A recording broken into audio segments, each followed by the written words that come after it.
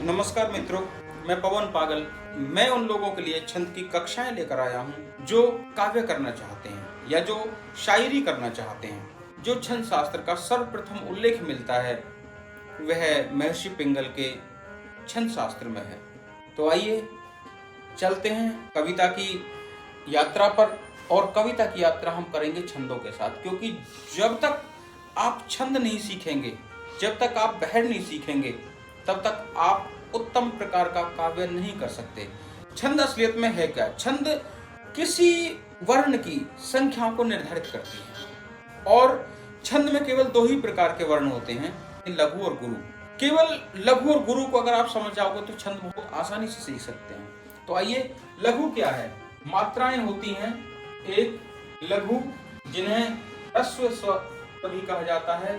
दूसरी हैं गुरु, जिन्हें दीर्घ स्वर भी कहा जाता है। लघु मात्रा का निशान ये होता है और दीर्घ का निशान ये होता है। हमारी वर्णमाला में ऐसे अह तक लघु और गुरु का वर्णन है। जो स्वर हैं, स्वर ही मात्रा भार का आधार होते हैं। स्वरों से ही मात्रा भार निर्धारित होता है। तो आइए, सबसे पहले हम लघु स्वर कौन कौन से हैं?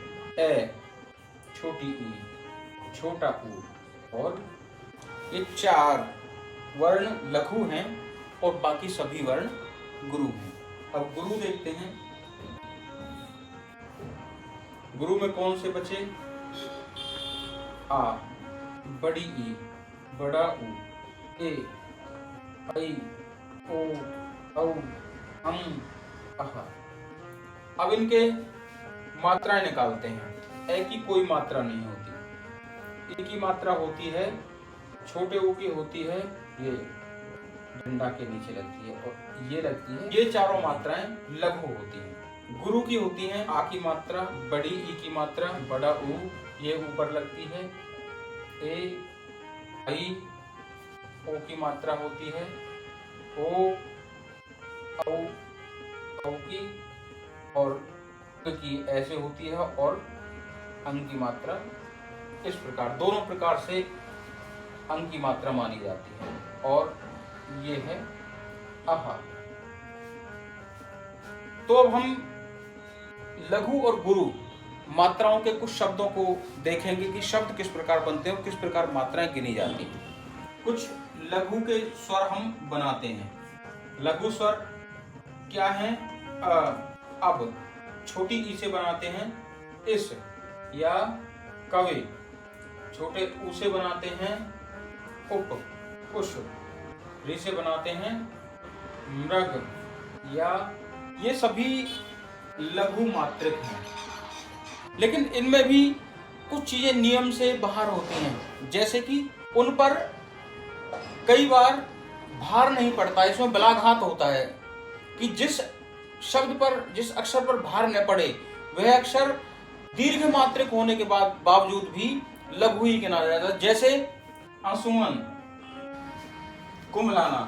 कुमलाना में यह है मैं का बलाघात हो रहा है, मतलब मैं का भार ऊपर नहीं पड़ रहा, तो यह लघु ही माना जाएगा। उसके बाद में जैसे कुल्हाड़ी, तुम्हारा, इसमें भी हम इसको लघु ही मान लेते हैं।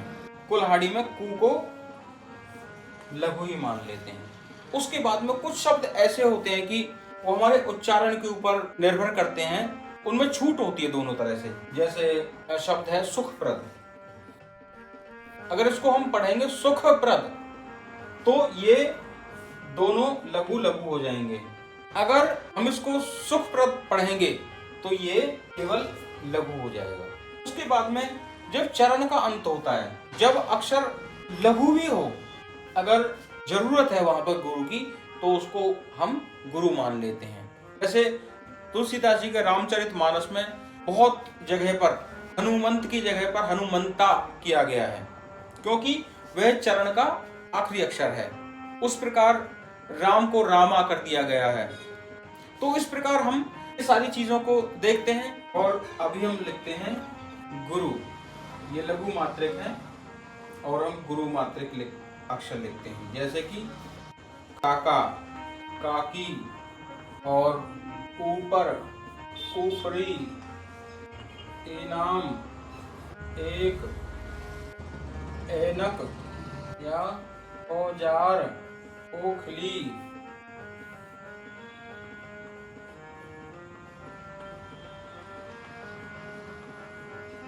नंदनी, दुख, पुनः। ये सभी दीर्घ मात्रिक शब्द हैं। आइए अब इनको हम डिकोड करते हैं, इनकी मात्राएं गिनते हैं। जैसे लघु है तो एक, तो लघु लघु, ये मात्राएं गिनने का तरीका। ये लघु, ई और स ये लघु, क लघु, ये लघु, ये लघु, उ प लघु लघु, कु श लघु लघु, म ग लघु लघु, री तु लघु लघु। अब इनमें गुरु गुरु गिनते हैं। का गुरु गुरु, का गुरु गुरु, ऊपर गुरु, लघु लघु, ऊपरी गुरु, लघु गुरु, इनाम गुरु, ना आ हो गया, गुरु म लघु, एक गुरु लघु, ऐनक गुरु, लघु लघु, औजार गुरु गुरु और लघु, ओ ये है लघु, ली बड़ी ई की मात्रा है तो ये हो गया गुरु।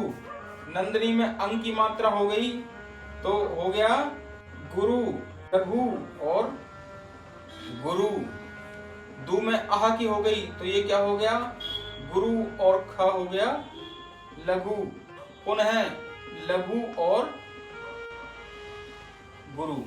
ये मात्राएं गिनने का तरीका है। लघु का क्या फार्मूला है, जिसमें या तो कोई भी व्यंजन बिना मात्रा के हो या फिर उसमें आ या छोटी ई या छोटा ऊ या री, ऋषि, इसकी मात्राएं लगी हों तो वो वर्ण लघु कहलाता है। गुरु का फार्मूला है जिसमें आ, ई, ऊ, ए, ऐ, ओ, औ, अंग, एह। और रूल है कि जो संयुक्त अक्षर हों वो सब गुरु माने जाते हैं, जैसे कि छ, त्र और ज, श्र, ये भी गुरु माने जाएंगे। बच्चा, ये गिना जाएगा गुरु और गुरु। ब में च मिलकर पहला अक्षर उन्होंने गुरु बना दिया।